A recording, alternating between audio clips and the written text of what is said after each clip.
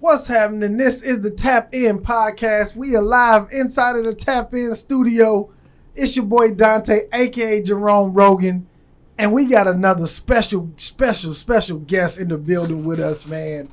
I want her to introduce herself, but y'all, Jones Monroe is in the building. How you doing, man? Man, I'm doing so good. I appreciate you, brother. Yeah, man. So, Jones Monroe, I've been doing a lot of research on you. Right. I know you got the video Black out, right? Mm-hmm. What inspired that song Black? Oh man. So like, I was just kicking it one day. I was leaving an appointment, and then I ran into this little girl, and she walked up to me, and I was dressed up. I was in my artist mode, doing my own thing, and she walked up to me, and she was like, "Oh wow, you're pretty," and I was like, "Oh, you're pretty too." But then she didn't accept the compliment. And you could tell that she didn't think that she was pretty. And I was like, what's wrong? And she was like, I can never like be like this or whatever. And she really meant this. And we're just kicking it, having a cool conversation. She was maybe like 8 or 9. Okay. And then I realized that, you know, we really needed like a Black anthem and a Black song that like helped, that still you could like bop to and like, you know, jam out to, that helped encourage like our Black youth to know that they're beautiful. And so that's why like the main hook and the tagline in the song is shine brighter because you're Black. And so it's just like shout outs to her. I won't put her name out there and all of that for that, but she really helped encourage the movement of that. And then after watching everything that happened with George Floyd, you know, I had stopped really doing music for a while, and I was just sitting on it. I used to be an opera singer. Really? Yeah. What? You know you're gonna have to give us some of that opera. Okay. At some point in this interview, I want to hear the opera. Okay. For sure. But I was an opera singer, and I have a whole story, but I won't get into it too much. But getting back to like what you said, but I was sitting on it, and then the George Floyd thing happened, and it really bothered my soul. And it helped me really realize that, you know, racism and discrimination and just all of that, we've gotten past certain points of that, but we haven't like finished pushing the fact that we're beautiful. And we really needed that. So after seeing, you know, Judas and Black Messiah and just I am a revolutionary and all that other stuff, I wound up coming up with Black. Okay. And you write all your own music? Yeah, for sure. Okay. All right. So let's back up a little bit, because you touched on a little bit. Now, where are you originally from? You originally from Dallas? No, I'm from Turl, Texas. Are you serious? Golly. Okay, Turl. Now, what is Turl like? What is Turl like when you was growing up there? Oh wow, Turl is Turl. First off, I love Turl because I'm from there, but it is country as shit. Really? Okay. When I was growing up, we still had this store called Hutchinson's, and you could get your groceries on credit. Like you could run a tab there, and you know it was real country. We didn't even have a Walmart. Then they like built a Walmart, and then you know now they have Buc-ee's. Okay. Which is, you know, Buc-ee's is shit. it's a shit. Yeah. You get that deer jerky. Okay, yeah. And so when did you move out of Turl? When did you leave Turl?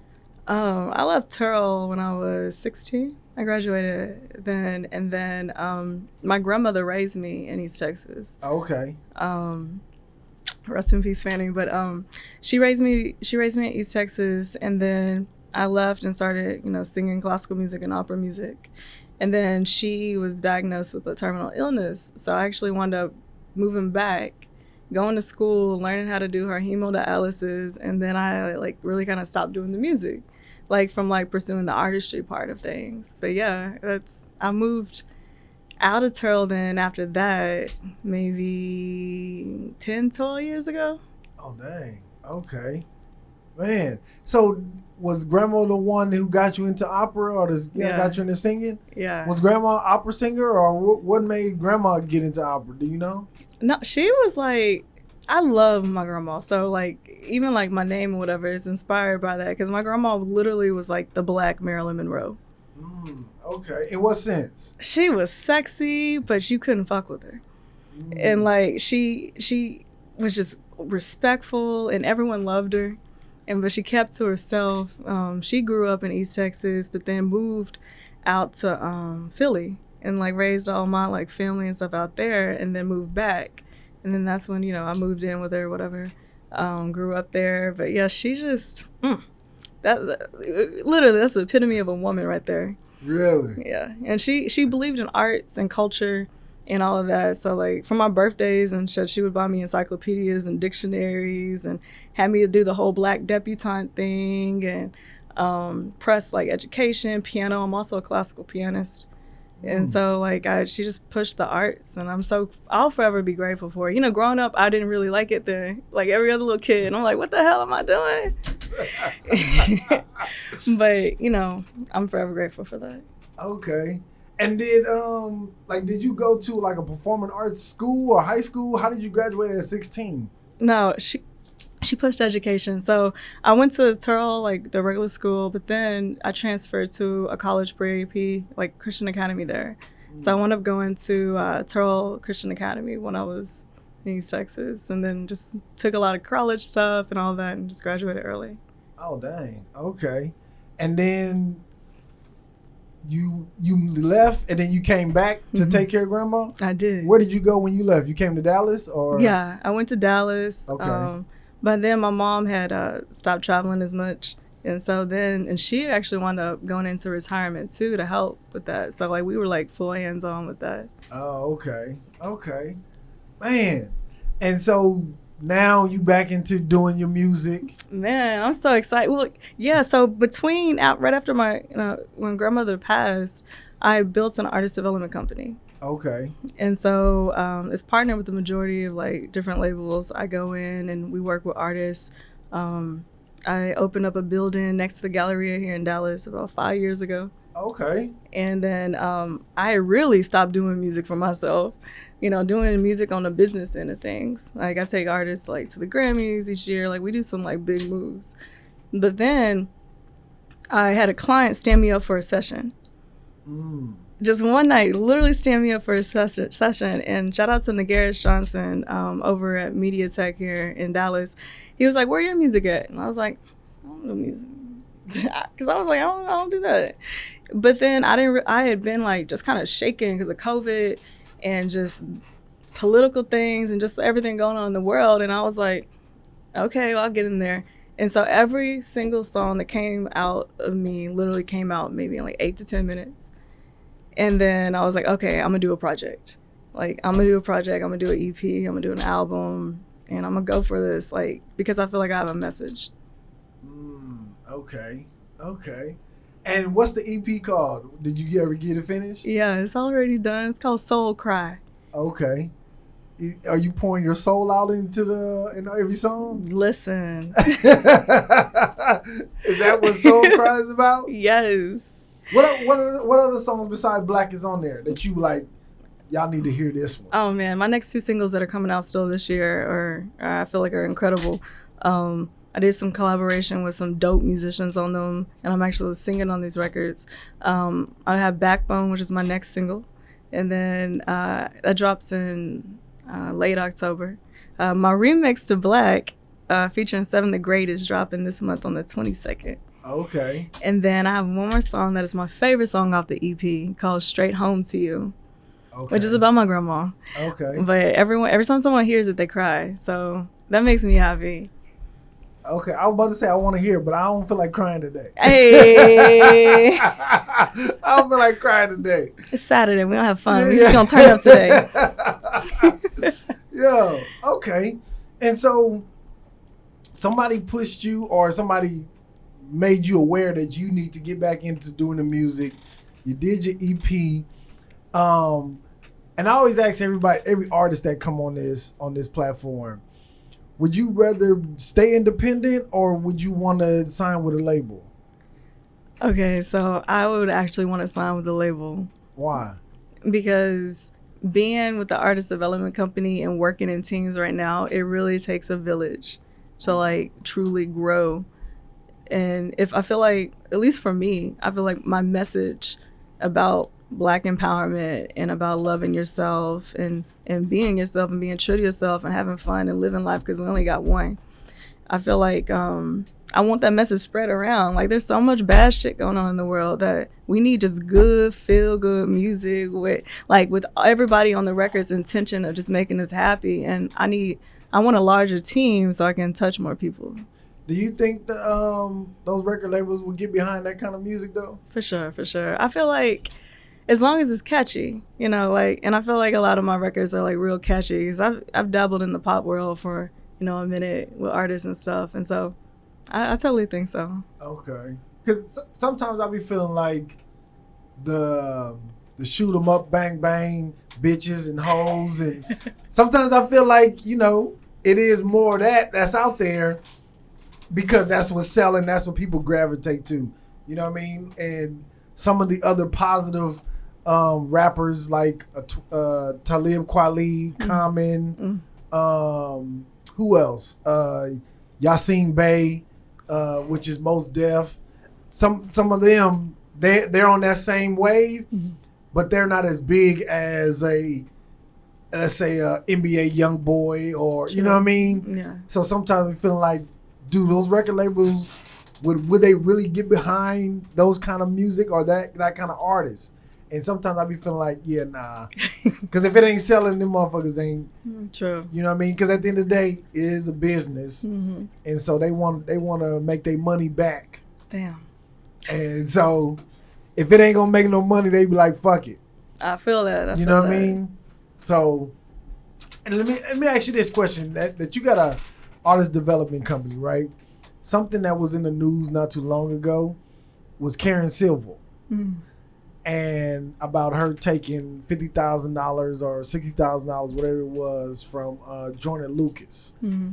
And I was asking somebody else on this, do they think, it was an artist that came in here, I was asking them, do they feel like Karen should get that money back?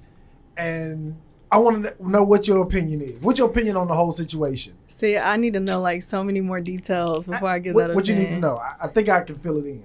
I need to know the inner workings of the relationship with the artist and like how much background that they spent behind it. Because sometimes like being like working with artists, sometimes there's development that needs to happen that's more so like emotional and character and the ways of the industry. And I feel like that has to happen by experience. Okay. And like actually doing it. And if there is like not too much like trust or just maybe the artist doesn't understand like just common like respect to it, then like I've heard people before say, what price is it worth all of these like extra hours, all this extra time, all this extra commitment, all this development that you actually wouldn't be here if I hadn't done this. But at the same time, I really believe in trying to do the client right. And so I would just need to know like that. So let me give you a little synopsis of what I know that happened. Okay. So Joyner Lucus was already popping. He was from Boston. He was already kind of moving in Boston, getting a little radio in Boston. But he haven't popped, like really popped. And so he had a homeboy that was like, I know Karen Civil. I'm going to put you in touch with her. She can get you more notoriety or get you on interviews or get you in a room with different record labels and stuff. And at that point they had invested, I think he said like $400,000 or $500,000 just to get it where it was. And he had an investor and they was like, this $60,000 that we're going to put into Karen Civil, we're going to give it to Karen Civil, and Karen is going to get us in the rooms, blow our career up, right? Mm-hmm. And they wired the money to Karen. Karen said that she had gave money to radio for people to put his songs on radio, tried to get him different interviews. Joyner Lucus said he was like, I didn't need no fucking radio play. He's like, I didn't need that. You know what I mean? I wanted you to set up interviews and put me in a room with different people that I can, network really with. Connect the dots. Yeah. And Karen's stance is she did what she said she was gonna do. Joyner's stance is we never seen nothing happen. So where the fuck is my $60,000 or where did it go? Damn. See, like, damn. So that's kind of like a little synopsis of what supposedly have took place. Mm-hmm. And Karen is like, you know what? Listen, I tried to do what I said I was gonna do. It just wasn't the time. It wasn't the pop. It didn't pop. It did. I tried to get you on interviews, and I got you on radio. I tried to get you on radio. That's okay. See, I'm Tell the truth. What you think as an artist development owner? Yeah, I believe in allocating funds to people who do what they do and actually do it right. And so I'm not really a big proponent in going unless a person has like a team and like has like a strong team, like, okay, this PR and it has a track record. So this PR company, these executives are connected with these people. These are who the albums that they in are. These are the regions that they're working. This, this PR firm like does these articles, these magazines. You're gonna get this TV broadcasting. So for me, like, I don't believe in just shelling out money without an actual like true business itinerary. Like, and these are the people, these are the connections and all that. So I won't touch on giving the money back, but I don't support like without things being broken down, because at the end of the day, business is business. Right. And so if he was expecting something and she was expecting something, then and she reached out to people. There has to be a track record of where she reached out to somebody. And so like I would be wanting to see that, and if I didn't see that, I would want my money back. Oh, okay. Yeah. And I think just in business, anytime you doing any kind of business, I would never pay everything all up front before I receive the services. Oh, hell no. I will give you a deposit, you know what I mean? I will give you a little bit up front just to get the work started. And we're going to pay into this as we see the track record and how we going. And there needs to be a clause out of that. Yeah. In case like each party isn't fulfilling their obligation. Maybe the artist is slacking and not showing up to the interviews, but maybe the person, the developer, ain't putting them together. So like, Yeah. Yeah. That's my sentiments exactly. For sure. Yeah. So I want to dive into Jones Monroe. Where did the name come from? Is this your name? Where did that name come from? Man, that's who I am now. Like, I literally feel like I stepped in this whole ass other character. But okay. Jones Monroe to me is just literally like a black gangster Marilyn Monroe. And so that's like the whole like imagery. That's just everything. But the name came from Jones. My grandmother married my grandfather. He was this black Italian man, and he was dope. They called him Jonesy, and no one fucked with him. Jonesy. Okay. I mean, like he got a whole little track record, but businessman. Mm-hmm. And so Jones came from that, and then Monroe. Like I love femininity. I love sexuality. After this EP, A Soul Cry, like I have some like really cool like sexy songs and things like that. That's like a whole nother part of me. And so the whole Monroe part came from that, and it was a whole vibe. Okay. All right, because when I Googled your name on YouTube, trying to look at all your stuff, I seen something come up from, it was a ex-slave. His name was James Monroe Jones. And I was like, I wonder, did she get her name from this guy? Because he was an ex-slave that got free and started making pistols. And he was a craftsman, and he was like the best pistol maker.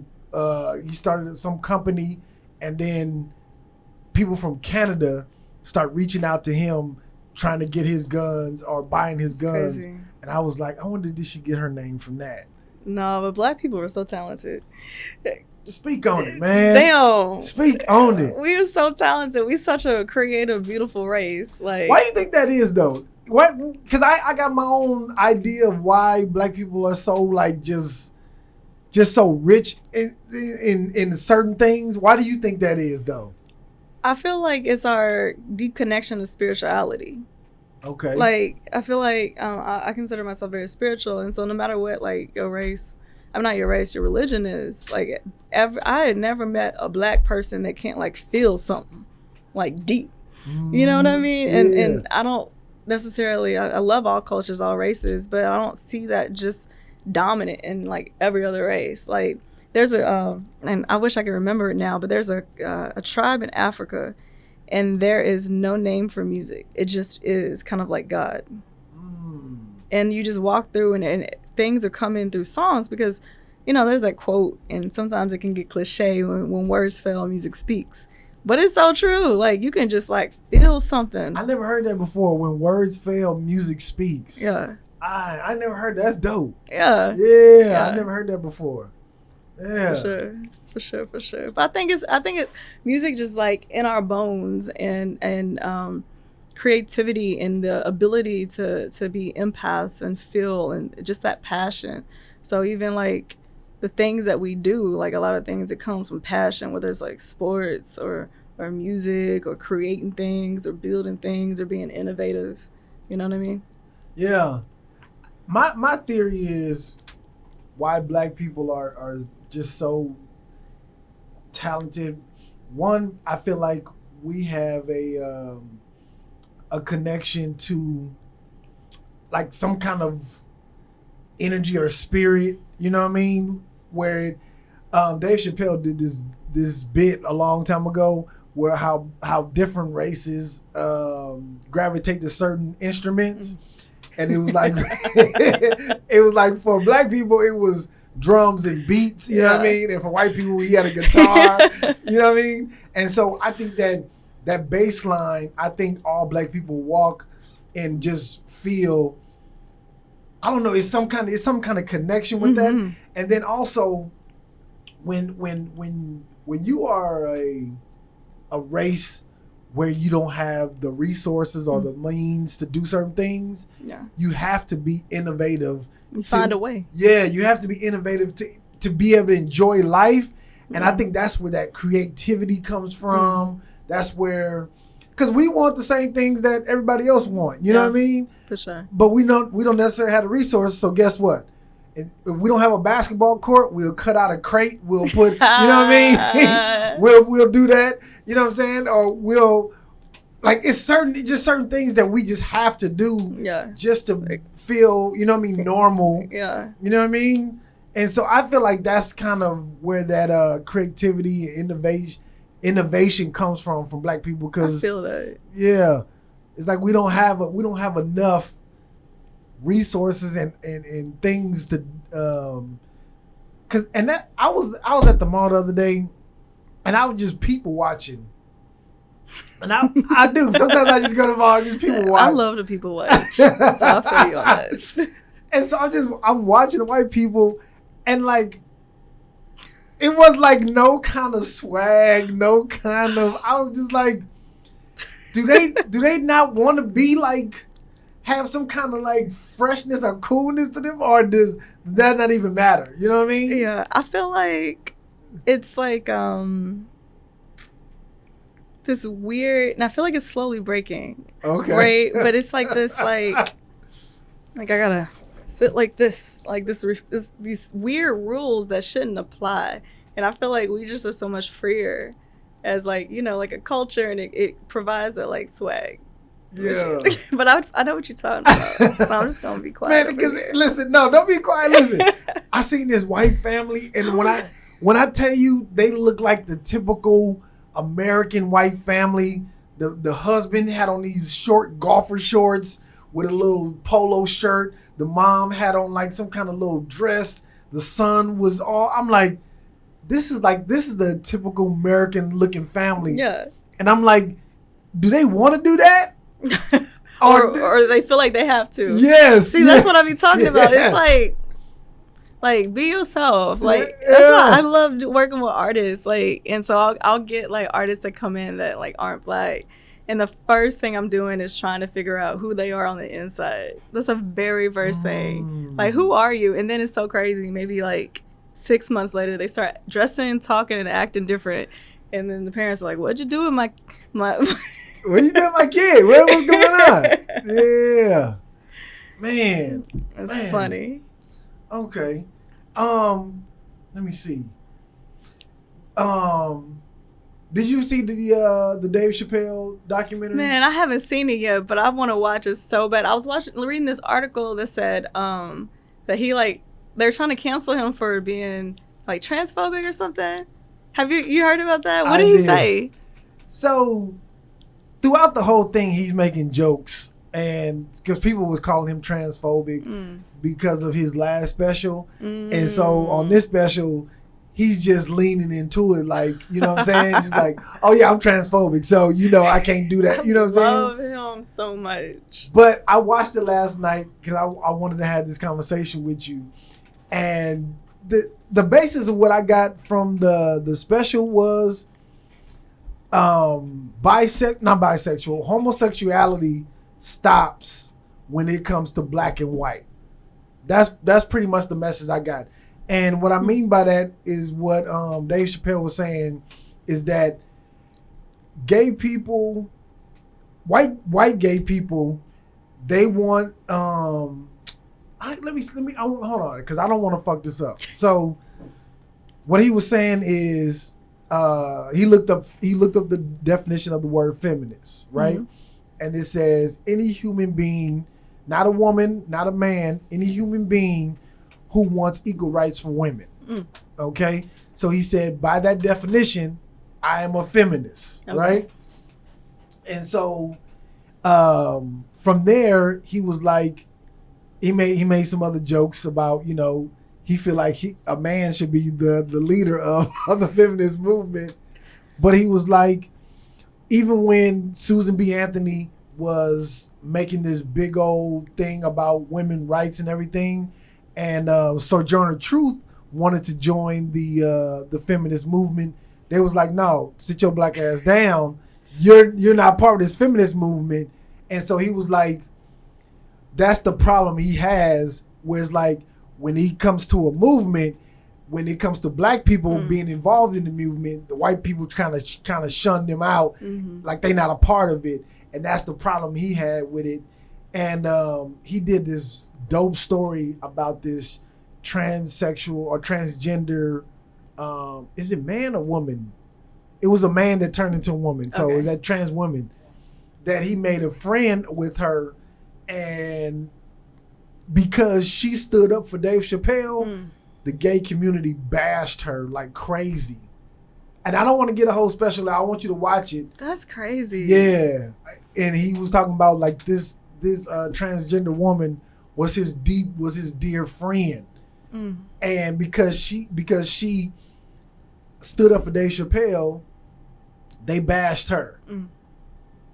That's fucking dope. Yeah. It's a dope special. I laughed. You know what I mean? I laughed. It wasn't one of his, like, I think with Dave Chappelle, his specials are more meaningful versus funny. They have some funny moments in there, but his specials are more meaningful and they come with a deeper message. Yeah, they be evoking change. Yeah. You know what I mean? Yeah. Yeah. I wish you would have watched that so we could have that conversation. But yeah, man. That's crazy. Yeah. But I feel like, you know, I see that a lot. Like I have a lot of LGBTQ plus friends and some friends and clients that are transgender as well. And I do still see like the whole black and white situation even when it comes to it. And that's why like we have to like finish breaking that chain really, and creating that change. And I feel like we're on the precipice of it. We're almost there. We're pushing it. We're still pushing the narrative. Yeah. I feel like we are, but I feel like we're far away from actually getting to that point. Even when they was trying to counsel the baby. You know what I mean? For saying somebody like, if you don't have AIDS. For something like, not just gay people have AIDS, heterosexual people have AIDS as well, but just because he said that, now he's counseled. And I'm just like, I don't know about that. I don't know. Oh no. I want to switch it up a little bit about your artist development company. How does somebody get a hold of you? Like they say, hey, I want to get into music. Sure. How do I get a hold of you to become a part of your company or get some artist development? Almost definitely. You can check out our website. It's Pogue, Pogue. It's like Vogue, but with the P. Okay. Entertainmentgroup.com. And so we have a music school as a as one part of our company, and then we have an artist development company as well. And so essentially I do private interviews, but if a client or an artist, if you want to get further along in your career and you want more development or you just want context throughout the industry, I work with this dope team in Houston called named AmpU Music. They worked with Chloe and Hal, like Maddie and Tay. He used to manage Beyonce, Jake McKim, shout out to him. But we have a full system so where we can take a record and help grow it and put it in front of people. We just brought in Tony Bracy, who is the head of SB Projects with Scooter Braun. Okay. And he came in and did a seminar with us at Media Tech here 2 weekends ago. And he flew in, listened to artists, showed us some like analytics, algorithms, because he's pushing Justin Bieber's new song, Ghost, and different things like that. So, I mean, it's some really cool connections. So if an artist, wants to take their career to the next level, if they just go on the website, fill out the little inquiry form, my assistants will get back to them. And then once they review their packets or whatever, if it's at the level that it should be, I'll take meetings with them and put them in, connect the dots. I know a lot of artists know what that means now. Okay. How important is it for an artist to know how to dance? Oh man, if you can't put on a show, what are we watching? Why am I buying a ticket? Yeah. Yeah. That's the thing, you're just gonna be boring up there. Yeah. Is the stage show still important in artists? No, for real. I mean, but if an artist breaks on social media first, and a lot of times they may come through without a stage show already built and be popping. So people, I feel are like, oh, stage shows aren't important anymore and this and that, because they see all these artists out with poor stage shows. But it's because their record or, maybe their social media took them off, or branding, or maybe the song was just hot. And people have to realize that every artist out, even some of our legends, are still going through development. And so. Yeah. Okay. How do you get a stage show ready? How do you even prepare? I mean, when people come to the show, they know the song, so they're going to love the song. But what goes into preparing for doing a stage show? The other elements that you want to, emotional, let's say, I'll take my record as an example, Black. I have, empowerment, but then, one of my favorite lines is, I came from kings, rose up from queens, been through so much shit, talk your shit, bitch, I came from Eve. And then I'm talking about black cards and all that. And I didn't have a chance to show that in the music video, but stage-wise, you can bring those other emotions to life. Maybe it's with some backup dancers, maybe it's with your visual on the screen behind you, maybe it's with another instrument that you bringing in that's giving anger, thrashing, so it depends on what other emotions you're trying to show to make that record resonate more with the listener. Okay. Yeah. Because I'm I have no idea what it takes to put on a great stage show, but I just know when I see one, I'm like, yo. That's a shit. Yeah. I enjoyed that, really. I really enjoyed that. I feel that. Yeah. So, what's next for Jones Monroe, man? I mean, after, I know you dropping the remix. Yeah. When is that coming out? The 22nd of this month. Okay. Super excited for that. Shout out to Seven. Seven came into the studio and just, I don't know, in 15 minutes, one take, laid it down. It was crazy. He felt, powerful about the message too. So we got that done. Shout out to Neil Degrasse Tyson again for producing the track. And we just gonna push it. I'm working with Southern Fried Marketing. And so shout out to BC. And right now I'm just doing some media runs, some media tours. After that, I'm gonna start doing some show tours after the EP drops. And after that, I have a whole album. I'm doing some collabs. I'm open for collabs. Music is all I do. I got my own studio, so people come on through. We can just kick it. So. Would you rather collab with other singers or more rappers? Anybody. It's just a vibe. Okay. If it's a good vibe, I'm here for it. Okay. All right. Because I've been practicing. Hey. You know what I'm saying? I've been getting my vocals together. You know what I'm saying? So, If you want a 16 from me, just holler at me. You know what I mean? Or you need some background vocals or something. Through. You know what I'm saying? I got you. You know. That's funny. Yes. Tap in. Yeah, you know what I'm saying? For real, tap in. I'm gonna tap in for real. Like, hey, Jones, what's up? Let's get it. Man, I don't even know. I don't even know where else I wanna. Have you are you familiar with the 5%ers? Are you familiar with that? What's that? It's supposed to be about like some black man or black people or black. It's some kind of preaching or teaching about black people, and they were the first men on the earth. And like the Aboriginals. Yeah. Are you familiar with any of that? Okay, so actually, in the record when it goes, there's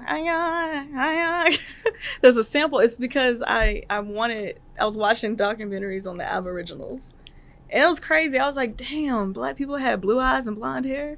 Like, what is that? They say every race came for us, but what is that? So I was studying that, and then they were doing this like chant, and they're like, oh, like hitting this drum, and I was like, that is the coolest shit I hadn't heard and seen in a while. And so, for the record, that's what inspired that part.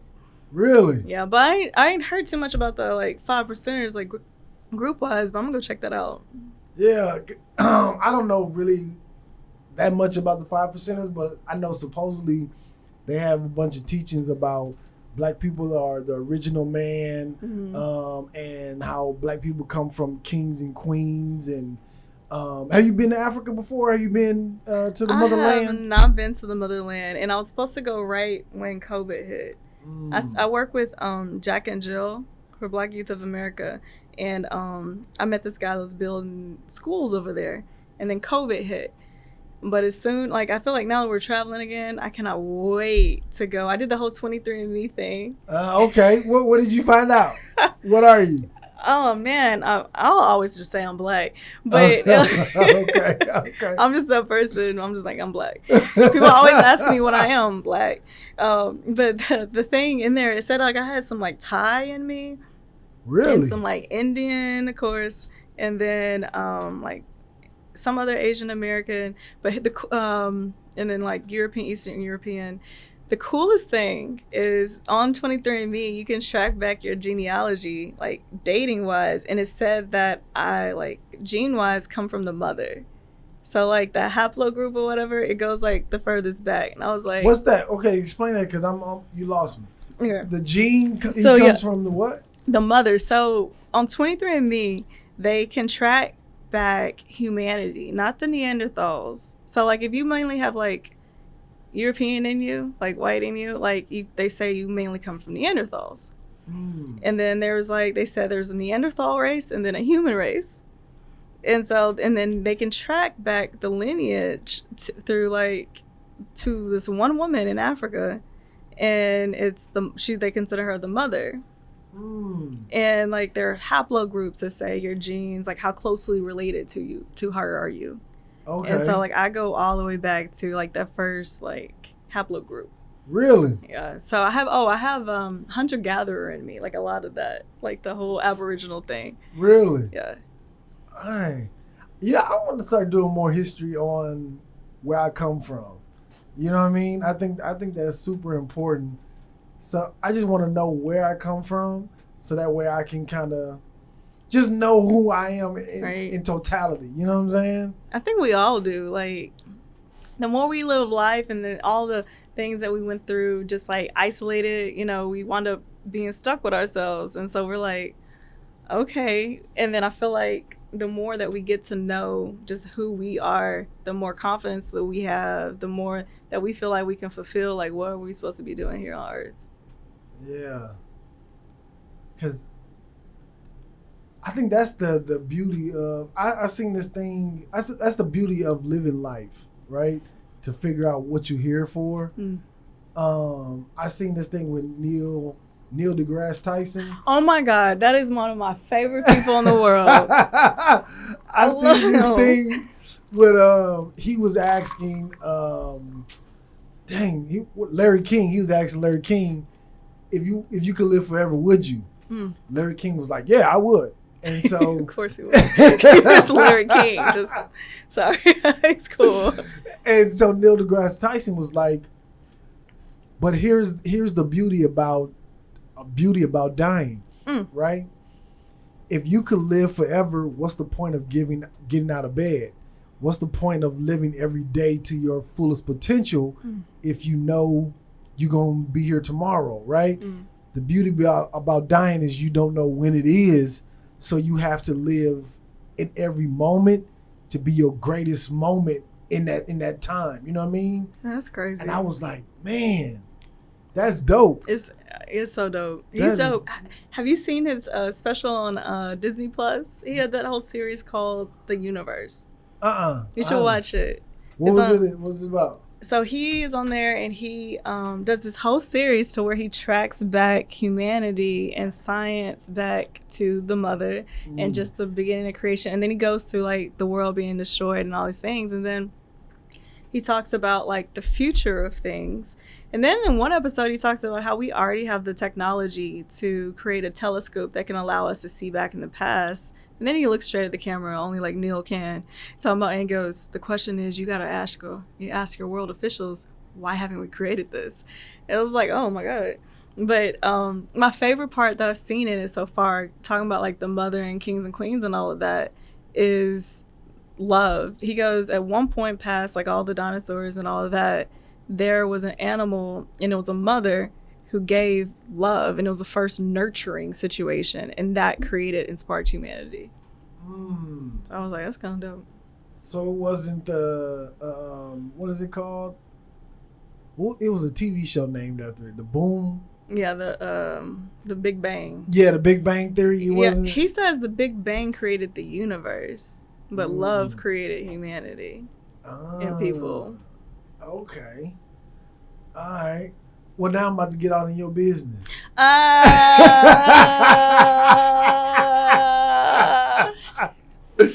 Is Jones Monroe? You got some dope pictures up in here. Like, what is that?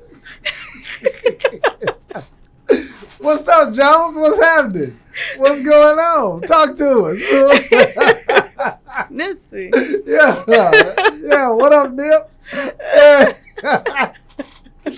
What's going on? So I feel like ever since I was like in high school, I hadn't been single for a while. Okay. And then I'm such a Leo. So I'm such a lover. And I like to do like things with passion and commit to them. Okay. And I consider myself to be a sapiosexual demisexual. What the hell is that? Sapiosexual, right? Like, I'm not really attracted. All my life, like, you know, people try to holler at me, whatever, and they be like, oh, you pretty. And I'm like, oh, appreciate you. And then I, for a long time, thought something was wrong with me because I'm not attracted to many people. And so, like, I'm not, you know, all my friends be like, damn, they hot. And I'm like, and I'm a sapiosexual is like being attracted to like the intellect of somebody, like the mind of someone more so. Just like how they talk. And that's why I love talking to people. Like, I like how they put together words, and I like just like the mind of someone. There's a song out. It's a rap song called Sapiosexual. It's nice. Really? Yeah. By who you? Like Tootsie. Okay. Really, so it's nice. It's okay. Whole vibe. Okay. So Sapiosexual. Sapiosexual. And then Sapio. Yeah. Okay, sapiosexual. Yeah. Okay. And then I'm old fashioned. So I don't know if it's because of my old fashionedness or my demisexual part of me that like I feel like whenever like I share myself with whomever, like I feel like our world, like our universes are colliding. And I don't know about other people. Like even like I'm kind of sensitive when people touch me. Like I can read people and feel energy and all of that. Like people used to think I was psychic. Really? No, like no shit. So like I have dreams, and normally my dreams come true. So like, you know, they're vivid things and all of that. And when people like touch me, like sometimes I can tell them about themselves and things like that. And so I try to keep my energy guarded from that. And because I haven't been with many people, and then when I decided to do the whole artist thing, I needed to like really concentrate it. I haven't really concentrated on myself for a long time, and during COVID, I fell back in love with myself and like, you know, really embraced my sexuality and like being a feminist and being sexy and just like loving life. And so I'm still looking, you know, for someone. My options are open, but right now I'm kind of just married to my career. Okay. I want to touch back on something that you said, that you have these dreams. Yeah. Have you looked into that, like where that comes from, or what is that? I haven't yet, but I have a dream interpreter that I'll hit up and call, and he, if it's too like abstract and too like metaphoric, but a lot of times they're straight ahead. My mama told me that her sister, so my aunt, was like born with a veil over her eyes. I don't even know what that means. Like, but and when I was born, my eyes were gray for a very long time, and so I don't know. I've just always been super in tune, and that's kind of just how I live life. Man, that is so interesting to me because one, my wife has the same like connection with like I don't know if it's like afterlife or what, but she always talks about when she has dreams about either like a fish or she has dreams about something, she knows something is going to happen or knows something is, and she's just like you where she hasn't really looked into it. And I don't know if she's afraid of her own power, or are you afraid to look into it? Okay, for a minute though, like I had gotten so connected that it did start like kind of scaring me. It was creeping me out just a little bit. Why? That's a superpower. You don't think so? It is, but like I woke up one night and morning and I was like, Mama, I had a dream that like, we had a flat tire and we got stuck on the side of the road. She was like, come on, girl. And we go in the car and then a few miles down the road, we get a flat tire. I had a dream that one of my brother's really good friends was knocking on our door, but he looked really sad. And the other friend looked even sadder, but was real far away. And then a few hours later, my brother called saying, so-and-so got shot. Like, you know, he's no longer with us. I mean, I've had dreams, like the building that I'm in right now for my company, I saw before I had it. And so I'm trying, like, it doesn't scare me, but I think maybe the fear of how deep that goes, that unknown of that is a little unnerving. Like if so I just kind of let it happen, but I don't like go chasing it. I think it's like a responsibility. I was gonna get on the mic. Can you hear me? Mm-hmm. I think it's a responsibility. Because, like, once you have the information, it's like, well, what do I do with this? Like, do I need to tell them? Do I Oh, my not? God. Do I One keep time it? I was in Turl, and I see this lady outside the car, and she was a white lady, and we're on the black side of Turl. Turl was still segregated. So there's train tracks. And I was like, so it was weird to see a white lady. And she had, like, this colorful hair, whatever, and she was, like, standing outside looking in this car. And then maybe a few minutes later, this younger white lady comes out, and I was like, oh, man, like, did you see that lady? I was like, Mom, you see that lady? I'm always Mom. I was like, Mom, you see that lady? And then I went to the lady, and I was like, did you see this lady? And she was like, no, but my grandma, like, and she started explaining that. And I feel like that, like, I don't want, a response. I feel like I got a lot on my plate. You don't want the responsibility of knowing something's gonna happen before it does. Yeah, this we's gonna walk. He's step by step. Just we gonna take off. Man, I mean, I can understand like that could be a lot of responsibility, but at the same time, I feel like that is, like I said, a superpower. You know what I mean? It's so much that you could. So much good that you probably could do with that. Probably. You know what I mean? I believe it. But you can't use your good powers for good. I mean, for bad. You know what I mean? Pulling up the lottery tickets. Yeah. Taking all the pennies. Man. Because I know my wife, she tells me, like, she talks to me about it because she really don't understand it as well. But she says she remember like as a little girl being in some kind of house or something and like seeing like spirits. and nobody else would like, cause she was a kid, so nobody else would be like, girl, come on, let's go. You know what I mean? Nobody took her serious or something. But I just think that's so dope if you could be able to tap into the afterlife or tap into, because what I hear when I see or talk to people like you is it was the TV show that I used to watch called Quantum Leap when I was a kid, and he was able to see things before they happen, and he would go back into the future and correct them before they actually happen.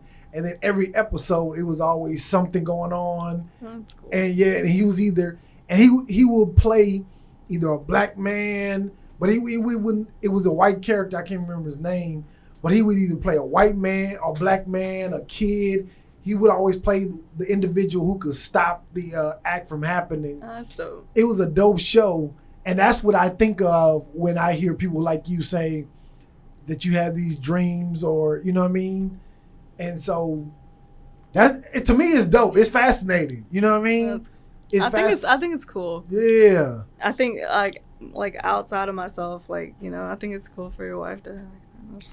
I feel like but I want to know more about it. But she like, no, she's like me. Yes, yes, So yes. It's kind of like, okay. I want to. Have you ever talked to like a medium?